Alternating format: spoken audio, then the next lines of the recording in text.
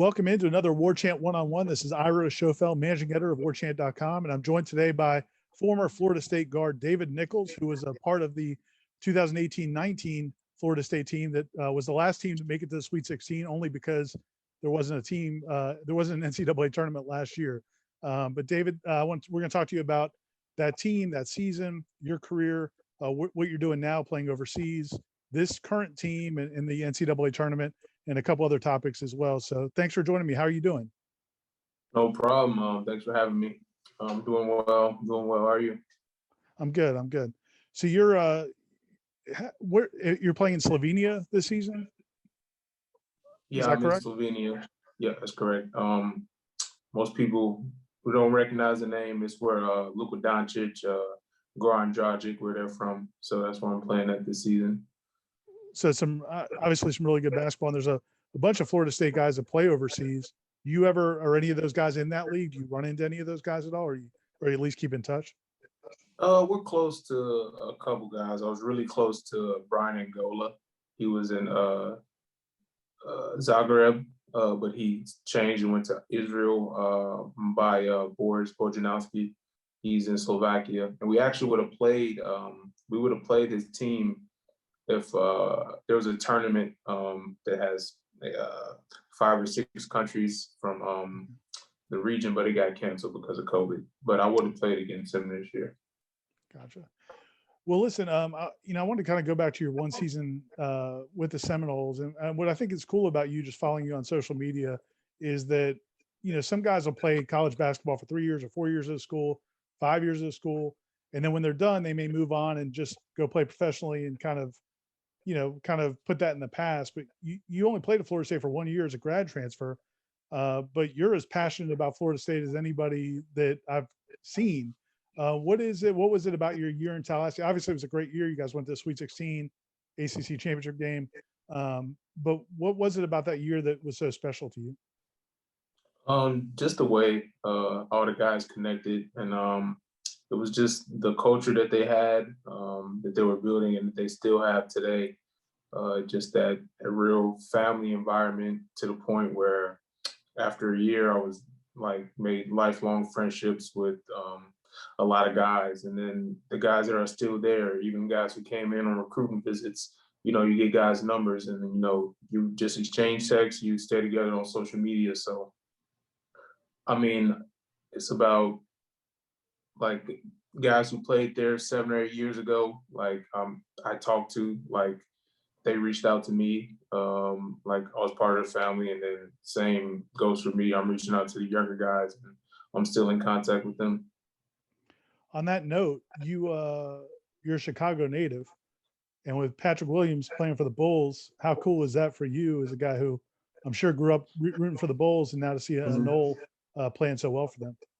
Oh, it was great. It gave me a reason to watch them again, because ever since Derrick Rose left, there was no real excitement around Chicago basketball. But they just made this trade to get Vucevic, so they got Patrick. He turned out to be the best pick for them, even though when he got drafted, I got so many texts, so many calls. Who is he? Who is this guy? He didn't start. Who is he? Is he good? I know you know him. And I'm just like, man, y'all need to relax and just go watch him for 5 minutes, and then tell me, and then you tell me, was he worth the pick? And I mean, he's proven everybody. He's proven us right, and he's proven the doubters wrong. How do you explain that to people, though, that you could be a lottery pick or a first-round pick like P and Patrick and Scotty Barnes for most of this season's come off the bench? How do you explain that to people that Florida State does things a little bit differently? I mean, it's tough. I just try to use myself as an example, because if they follow me, they know high volume scorer at my first school. I come in at Florida State, I'm playing a role, and then I just tell them, just look at that as an example. What I can do, and what I contributed, and just take that and add 9 more guys who can do the same thing. And then when it's said and done, maybe in about 2 years, if you go back and look at our Sweet 16 roster, it might be 6 NBA guys on there, and you're going to say, okay, now we see. And if you go back and you look at maybe Terrence's freshman year, the team that got upset by Xavier, and you look at that roster and you're like, okay, now I see. Because it takes a while to develop. Like, people have to wait their time. People have to buy into the system, and everybody does. But once you go back and you look at those rosters, you're like, they all play together? Like, really? And then you see, and then you understand. How did you buy into that? Because, I mean, like you said, when you were at Albany, your previous school, you had 40 in a game. You were the guy, and then you come to Florida State where you accept a role. Was it just because you wanted so badly to win and get to the tournament, or was it something they said to get you to buy into that mindset?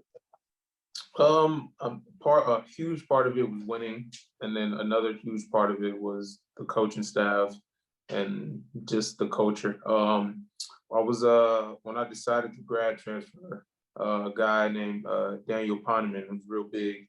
He's an NBA agent now. He's real big on the on basketball scene in Chicago. Everybody knows who he is if you say that name. Very well connected. He said, "Give me 5 schools, like your dream schools. Give me 5 schools that you would want to go to." And I gave them to him. Florida State was on that list. I think we went down the list. Maybe 3 out of the 5 had contacted me, and then Oklahoma. So I had 4 schools, and then maybe about a week, I get a call from Coach Gates, and he says, "Coach Gates, Florida State," and I'm like, now real quick, Dennis Gates was a Chicago guy, and in his own time was kind of not a legend. There's a lot of great players from Chicago, but he was a big deal in Chicago. Were you familiar with him at all? I went back. I just recently watched his state championship game because they were doing like on YouTube. They were posting all the old games, so I went back and I watched the whole game. Really? He was nice. He was nice. He had a breakaway dunk. I almost threw my phone. I was like, what? It was crazy. It's on YouTube? Like, we can find that? Yeah, it's on YouTube. It's on YouTube. You got to tweet out that link, man. Because I'm gonna find it. Because Coach Gates was carrying them. He was carrying the boys. He was hooping. So he's the one that kind of made the first contact for you? So he made the first contact, and in my mind, I'm like, everything sounds right. It's in the ACC. I knew the big names that were going to be in there next year. Duke was going to be loaded. North Carolina was going to be loaded. Virginia was going to be loaded. And Florida State was going to be loaded. And I'm like, okay, you guys got all this coming back. CJ Walker decided to transfer. So it was kind of like a perfect fit. And I mean, not even like, the culture is so good. They're like, I'm friends with CJ now. Like, me and CJ talk. I just talked to CJ the other day. That's funny. It was his birthday. Like, that's not normal where somebody transfers, you think it's all negative, it's all hard feelings. No, like, me and CJ, since I committed to Florida State, have had a relationship.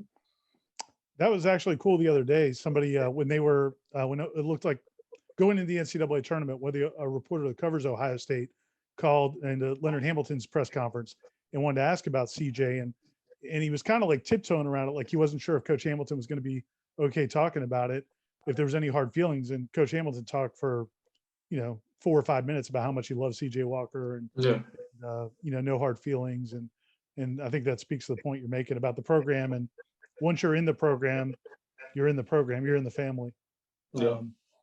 So, man, look, so that's you make the decision to sign with Florida State for your last year, and man, you picked a good year. I mean, I think they 29 wins. I think that's a school record. Was 29 wins, and all-time games. That game with Duke, you guys came up on the short end of the stick at home, and Cam Reddish hit the buzzer beater. But what was that like, man? That Duke team was at the time, as you said, there's a bunch of guys from your team that are probably going to play in the NBA. But that was a team coming into the season that looked like a team of lottery picks, and you guys basically had them beat, and they hit a buzzer beater to win it. And then you guys, obviously got another chance against them in the ACC tournament, basically in their backyard. But what was it like, just that season and games like that?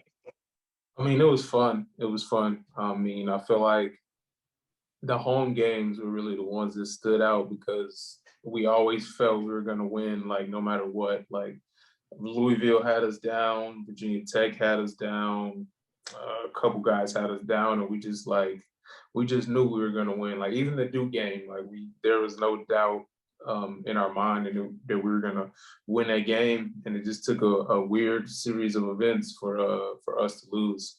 Right.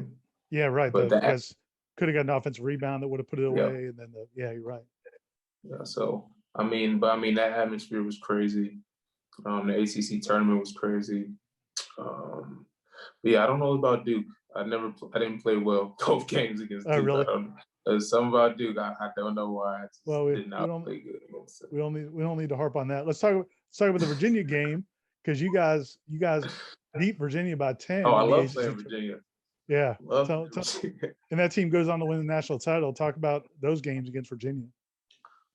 First game, we had guys banged up. Terrence played maybe 10 minutes. We made it close at the end, right? Because, people were saying, oh, our bench ran it up against their bench. That's how we play. What do you mean? We played 10 people. That's our normal rotation. They just happened to play their next 5 best guys who weren't very good. I'm not going to say they weren't very good, but yeah, we were better because that was not our strength. Yeah. Exactly. So I think we made it respectable, but they whooped us. But we were banged up, and we knew that. Then going into the second game, I think Coach Jones had the scout. Okay. I think that was single-handedly the most brilliant game plan that the coaches came up with against Virginia. It was ridiculous. It was like basketball IQ on that one was off the charts. Coach Jones had it down to where if it was 10 seconds under the shot clock, Kyle Guy would only run a certain direction off of a stagger screen. So he said, just literally stand on the other side of him, and he will not run the other way. He will either run into your chest or he would just not move. And he didn't. It was crazy. Like we were so locked in. Like that was the most complete game we played all year. That was the last game that we were fully. Everybody was healthy. Everyone was together. That Virginia game. So I always point at that and say, okay, they went on to win the championship. That was the last game where no guys were banged up, and everybody saw we beat them by 10. Like. Everybody saw what happened. I think that was our potential.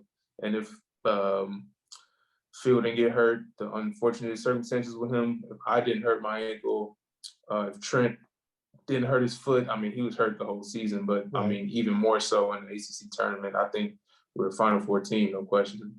That's what I was going to get to next, because, a lot of FSU fans look back at last season and think what could have been, because, that team was locked and loaded, finished number 4 in the country, might have been a 1 seed if they won the ACC tournament, but at least would have been a 2 seed.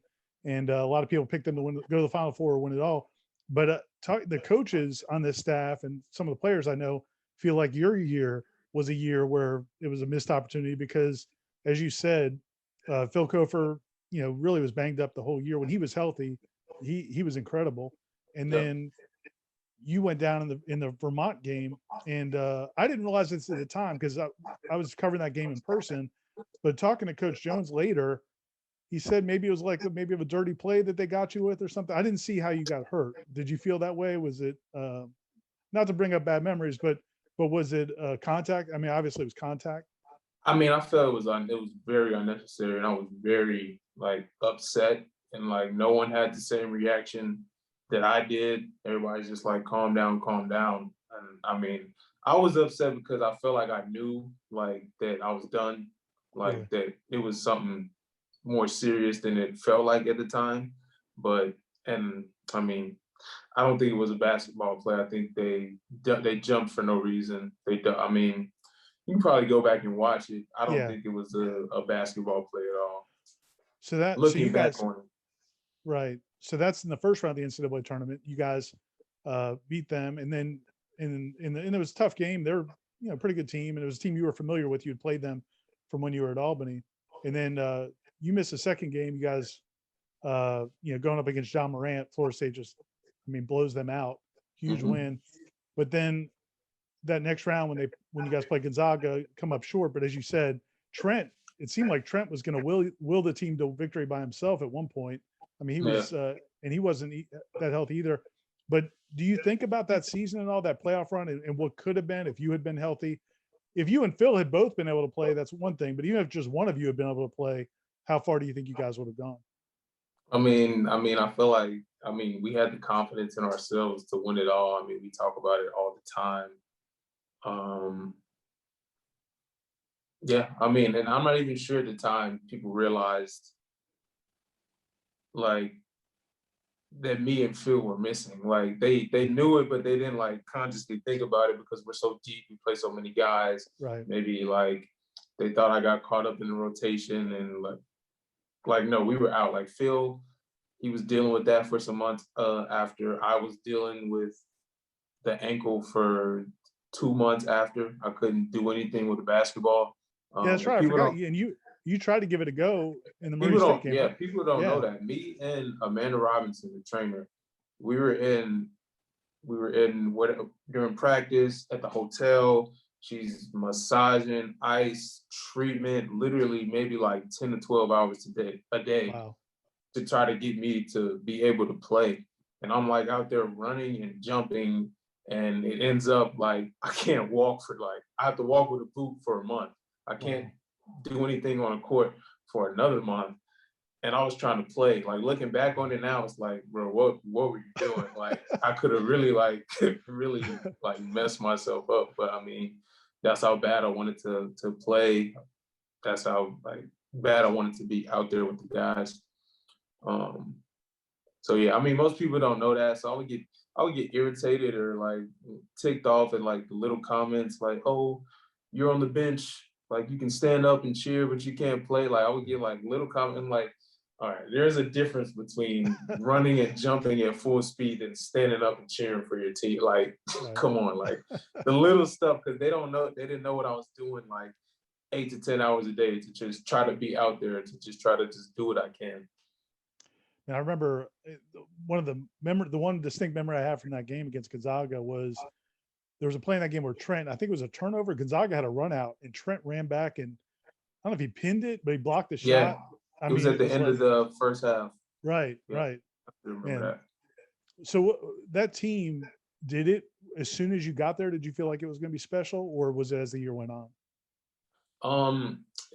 I felt like after about a week of playing pickup, I'm just like, these dudes are ridiculous. Like, I see why they went to the Elite Eight, and then I'm like, they're ridiculous. And then, like, to cap it off, you bring in Devin Vassell and Malik Osborne, who was sitting out for a redshirt year, and Devin, who got played sparingly off the bench. And I'm like, Devin might be one of the better players, and he's not playing that much. Like, that's when I knew it was we were going to be a special team, and that's when I knew he was going to be that. Like, he was going to be that. It's about like 2 weeks in a pickup. We just get done playing. Devin hit the game-winning shot, made the free throw. Me and T just sitting there looking at each other, and we're like, does Devin miss the shot and pickup? Really? We're like, I don't think so. And mind you, we played pickup 5 or 6 times, and we're looking at each other, and we just shake our head and then go to the training room. That team was special. It's funny you say that, because CY was on a podcast. It's a basketball podcast out of Atlanta before last season, and he basically said he thought Devin was going to be a lottery pick. But that coming off of that year where, what did he average? 4 or 5 points a game? He might not have averaged, it was probably less than 5 points a game. If that. But I can. But you guys knew it. Yeah, I can attest to that, because my freshman year, I think I played like 2 minutes a game. And then next year I was first team all conference. So I know what he was going through, and I probably know what he was thinking a little bit. And just to have that patience and just that fortitude, that it just says a lot. When you so the other thing that's, one of the other things I think that's neat about you is you've really championed the big guard concept, which I know that, it's become popular around the team, popular around the program. But you've even gone entrepreneurial. You got some hoodies made and some shirts. Have you always had an entrepreneurial mindset, or is that just you just want to promote the brand? Because I know you've got a little website where you're selling some merchandise and things like that.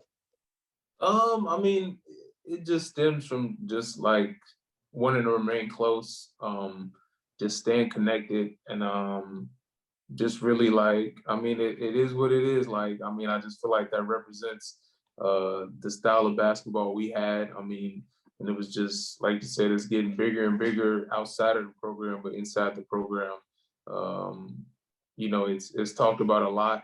And I mean, I think I took it even like a step further past the brand of it all, and just trying to just keep like everybody connected. Right. And what I've been doing on Twitter, and like trying to like incorporate the guys like me overseas, because there's so many. I think it's like 12 or 13 of us over here now, that just people just don't know like what's going on. Like, it's hard to access that information, and I've just tried to put it all into one place, to the point where if you like search hashtag BGU, you can see guys and what they've done for the past 3 months, every game they've played in, who they're playing against, like what their numbers are, what country they are, what team they're playing for. Wow. And so, I mean, and Coach Jones has helped me tremendously with that, especially with the older guys. If someone new signs, he says, hey, he shoots me a text, hey, this guy signed here, you should start covering him too, basically. And Yeah. so, I mean, it's just gone from there. And I mean, just really putting a spotlight on those guys that helped build the program and who are still like very successful and almost and pretty much household names in whatever country they're in that's not the NBA. Because the NBA guys, they're going to get all the coverage. They're going to get, Right. mainstream media, millions of fans, millions of people following. So I just want to shine a light on the guys overseas who might not get, that much exposure, but still part of the Florida State family, part of the Big R University family, and just deserve that recognition and, deserve their flowers. That's cool. When you look at being big guards, and obviously that's something Florida State's really gone after, and it's continuing to the next class they've got coming in. They've got these huge guards. I mean, that they got a 7-footer coming in that someone on the staff called me, because we called him a center, and someone on the staff called me and said, "Hey man, that kid's a guard." I'm like, "Come on now, he's a 7-foot guard." John Butler, that kid. Yeah, yeah. And but what it seems obvious that that's an advantage. But like, for example, when Florida State plays Michigan in the Sweet 16, they've got some smaller guards. They've got like one guard's 5'10". How does that advantage play out besides just rebounding or whatever? Why is that so important? I mean, causing mismatch problems, like in a Virginia game. Like, if you have to double me in the post, like, your defense is gonna break down somewhere. So just finding those mismatches and attacking them to the best of their abilities will always be an advantage. Scotty can post up Mike Smith from Michigan, who I know personally. We played in the same league in high school. We worked out this summer together. He's a good friend of mine. It's funny because I'm texting him during the season, like they're doing great. I'm like, good job, congrats. Like, he set the Big Ten assist record, and then like him like going at it with CJ. It's like, okay, I'm watching two of my guys go at it, and now he's playing us. So I don't know Mike Smith for a week. So, after the game, he's gonna be cool again. I'm gonna call him. But for this week, I don't know number 12 from Michigan. I don't. He might be from Chicago, but I'm not sure. Not sure. What breakdown? And I know, since you mentioned you've done some writing, you've done a little bit of journalism. I think you do your undergraduate communications, and you also got your master's degree at Florida State. So break down this game. What does Florida State need to do against Michigan, and what do they need to watch out for? They have legitimate bigs, so I think the battle down low is going to be very important. We like to switch 1 through 5, and their bigs might cause issues for us. But where we do have the advantage is our all-around size. Like, they have small guards like Mike Smith. Isaiah Livers is not out, so they're Right. still trying to learn how to play without him. So I mean, I think our pace is going to be a huge advantage, how fast we play, and I think that's what is catching up to the Big Ten, how slow they play.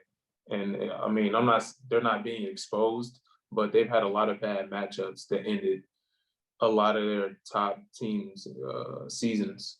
Guys playing just a different pace than they're used to, and I mean, the Big Ten is not doing that well in this tournament. So I mean, I think we just need to see where those other teams expose that style of play and just incorporate that into our game plan. But I mean, I trust the coaches. They're gonna do their jobs and they're gonna figure it out. And I think we're gonna win. You talked about Coach Jones' game plan earlier. Back, man, I don't know, 10 years ago, he showed Coach Hamilton had a luncheon with the media, and they actually showed us some game plans that they had done for another game at a different time. And dude, and I went over to Coach Jones. I'm like, man, who's going to learn this thing? I mean, it was so intense and deep. How do you guys learn? Is it still like that? And how do you guys learn that much information? Because he was good, like there was hypotheticals and all these different things. And I was like, you know, how can they learn all this? And he's like, well, you have to. If you don't, you know, it could get you beat. The one thing you don't know. What's it like? How much information are you guys digesting before a game when you were at Florida State? I mean, our meetings were pretty long before the game. But you know who helps us so much was the green team. Right. The green team, because if we knew it, it was imprinted in them because they had to go out and simulate. You know, right. Like they had to know it and they had to do it. We just had to play against it. So I mean, the green team was huge in getting us ready in that aspect, for sure. And I mean, it's just okay. Go ahead. I was going to say the last couple of things was so if you had to either beat Coach Jones in a free throw shooting contest or CY in a 3-point shooting contest, who you taking down? Oh, Jones. Really? Yeah. I thought he's the man at the line. And you need that challenge. I mean, CY is he's gonna get hot. So I think that might be a little bit more difficult. And if you beat CY, he's gonna say it's because of what he did. Like, you know, he taught you how to shoot like that. So he's gonna take credit for it, win or loss. You beat Coach Jones, you're gonna have some bragging rights and he's gonna want to play you again. And how much have you enjoyed seeing what Coach Gates did at Cleveland State? And you know, obviously starting a great coaching career for him. I mean, I love it. That was the guy who recruited me and brought me to Florida State. He's a Chicago guy as well. So, you know, texting him even throughout the summer since he left Florida State, still talk to him time to time. That's my guy, and that's going to be my guy. And I feel like you said, once you come to Florida State, like you're just a part of the family. And the last thing, obviously you're still playing and you got your career ahead of you playing basketball. Hopefully get back over here to the NBA. But do you have any thoughts on what you would want to do after basketball? Do you want coaching or communications, TV or entrepreneur? What do you think you might end up doing? Coaching definitely interests me.